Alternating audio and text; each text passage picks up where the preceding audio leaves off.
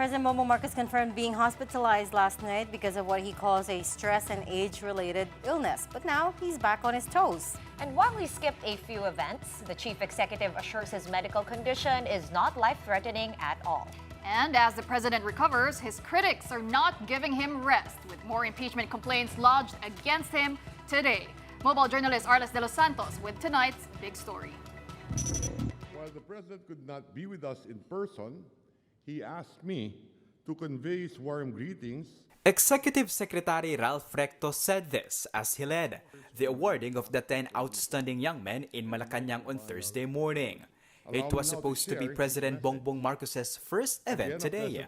But according to Palace Press Officer Claire Castro, Marcos was rushed to St. Luke's Medical Center last night due to a discomfort. The president spent the night under medical observation as a precautionary measure after experiencing discomfort. His doctors advised rest and monitoring, and his condition remains stable.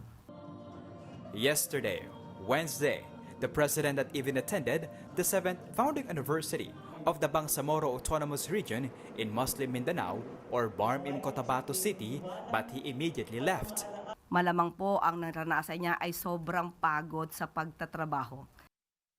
But later today, Thursday, Marcos allayed fears about his health. He even joked when asked what message he had for those wishing he were gone. Huwag kayo muna masyadong excited dahil it's not a life-threatening condition. So sir, wala kaming dapat ipag-alala? Wala, huwag kayo mag-alala. The rumors of my death are highly exaggerated. But he admitted being diagnosed with what he calls a stress-related illness. What happened was I now have diverticulitis. It's a common complaint amongst apparently people who are heavily stressed and people who are, I have to admit, growing old. The Mayo Clinic defines diverticulitis as an inflammation of the small pouches in the digestive tract. It often causes sudden lower abdominal pain and irregular bowel habits. And typically, aside from age, it's due to low fiber or high-fat diets, obesity, smoking, alcohol use, and certain anti-inflammatory and opioid medications. Although stress can be an aggravating factor. Despite this, the president resumed work in the palace this afternoon and even attended 2 private meetings, but put on hold a scheduled appointment he had in Ilocos tomorrow. Meantime, the palace brushed aside the 2nd and 3rd impeachment complaints filed against Marcos, or rather, attempted to be filed against him.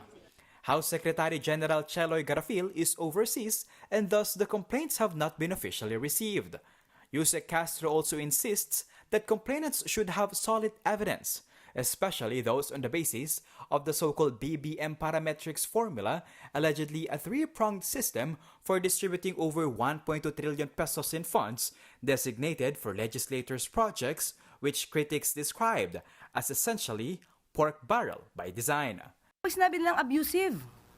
Kailangan talaga i-prove to. Kung wala naman po sila mailalagay na anumang pruweba sa kanilang complaint, naggagawa lamang po sila ng kwento, naghahabi ng istorya.